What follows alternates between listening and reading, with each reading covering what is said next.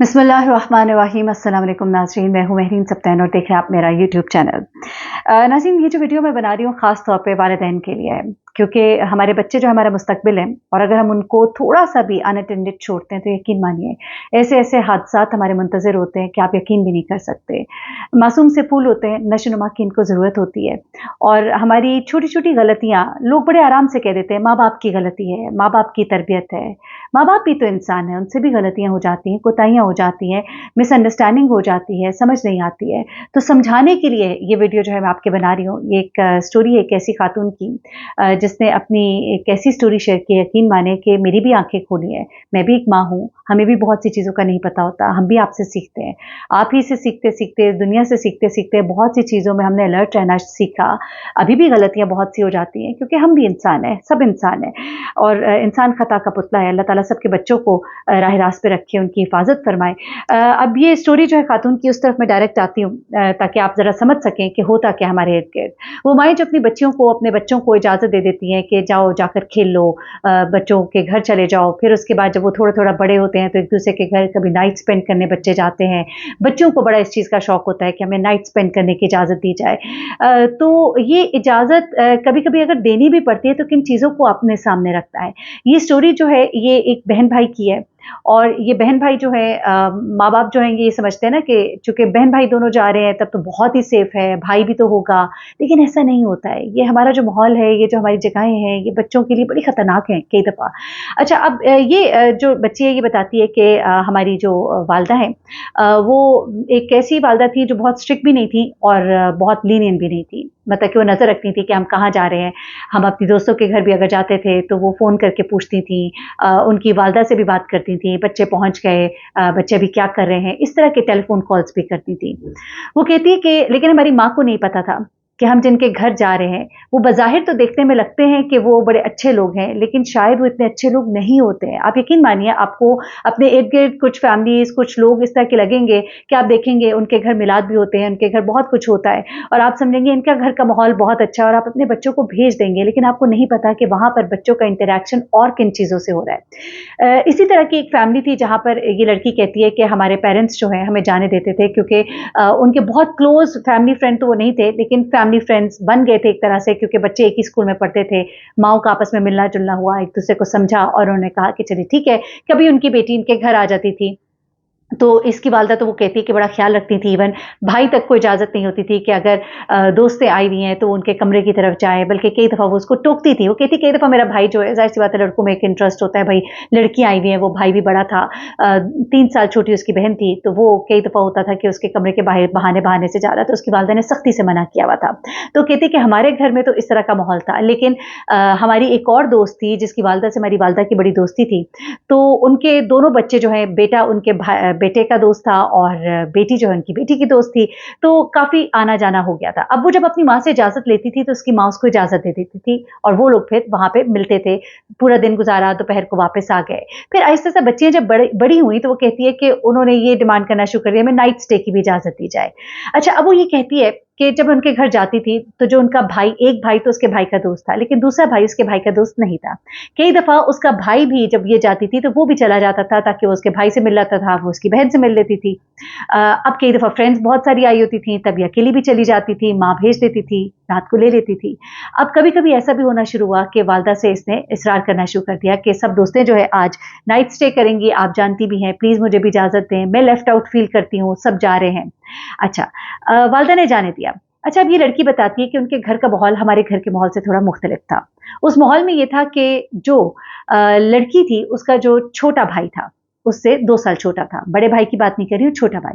छोटे भाई के दोस्त जो हैं वो भी घर में आते-जाते थे। अब छोटे भाई के दोस्त जब घर में आते-जाते थे, तो वो उनकी बहनों के साथ बैठ भी जाते थे कि ज़हन में ये होता था कि छोटा भाई है, लेकिन छोटे भाई के कई दोस्त जो हैं वो छोटे नहीं थे, बल्कि वो बड़े भी होते थे। अब जब वो आते थे, वो इन लड़कियों के साथ कई दफ़ा बैठ भी जाते थे, चाय पी ली, टीवी लाउंज में इकट्ठे गप्पे लगा लीं। गप्पे लगाते-लगाते बातें कुछ आगे बढ़ना शुरू हो जाती थीं और फिर कई दफ़ा ऐसा होता था कि छोटा भाई जो है, वो बहन को और बहन की दोस्तों को गाड़ी में चाय पिलाने या कभी उन्हें कोई कॉफ़ी पीने जाना है, तो उसके लिए भी ले जाता था। यहाँ से जब सिलसिला शुरू हुआ, तो आहिस्ता-आहिस्ता छोटे भाई के दोस्तों पे भी ट्रस्ट शुरू हुआ। और फिर उनमें से ये जो लड़की है ये बताती है कि उसकी दोस्ती जो है उस छोटे भाई के एक दोस्त से हो गई। अब तरीक़ाकार यानी तरीक़ा वारदात क्या होता था कि माँ-बाप को कहा जाता था कि मैं अपनी दोस्त के घर जा रही हूँ।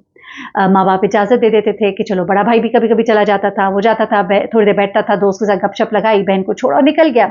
अब ये जो लड़की थी, वो जो छोटा भाई था, उसका दोस्त भी आ जाता था। अब ये क्या करते थे, अब बड़ी हैरत अंगेज़ बात है, अब कहानी यहाँ से असल शुरू हो रही है, यहाँ से बड़े गौर से सुनिएगा।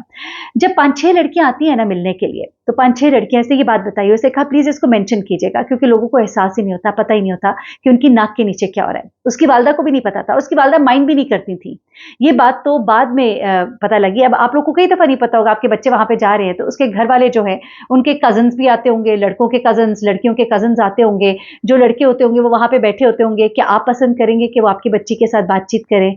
हर कोई आपकी तरह नहीं सोचता, हो सकता है आप अपने बेटे को मना करते हैं कि वहाँ पे ना जाओ, लेकिन जब आप दूसरे के घर भेज रहे हैं, वो तो कज़िन्स को, भाइयों को तो घर का फैमिली का हिस्सा समझेंगे।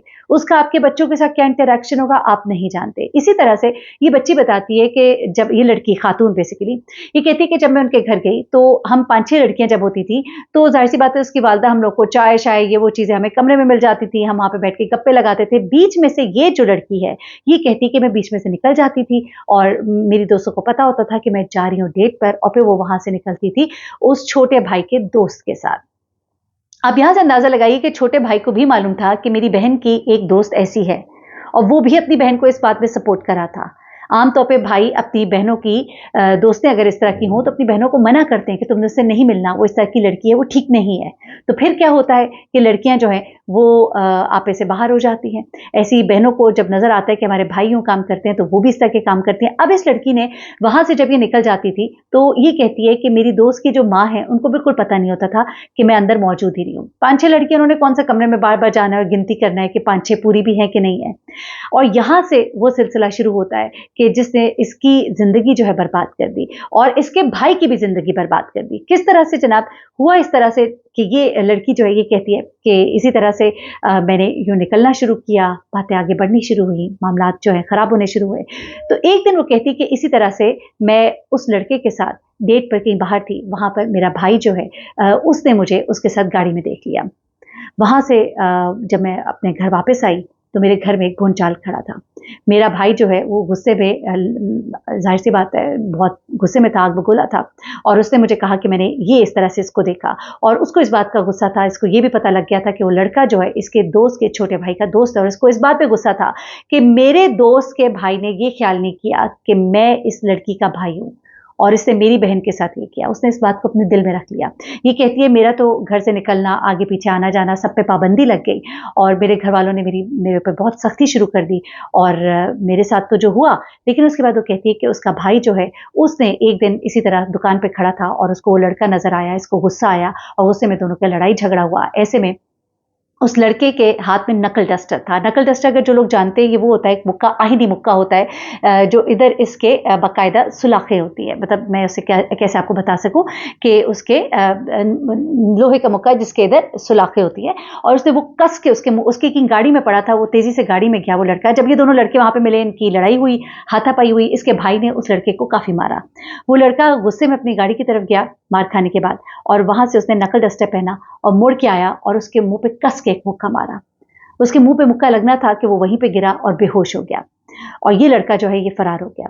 उसके बाद ये कहती है कि मेरा भाई कितने दिन आईसीयू में रहा, और उसकी एक आंख जो है वो ज़ाया हो गई, और वो सारी ज़िंदगी के लिए एक आंख से माजूर हो गया। और वो कहती है कि आज दिन तक कहती है कि मैं इस उम्र में पहुंच गई हूँ, मैं अपने भाई का अपने आप को मुजरिम समझती हूँ, मेरे ज़मीर पर बहुत बोझ है।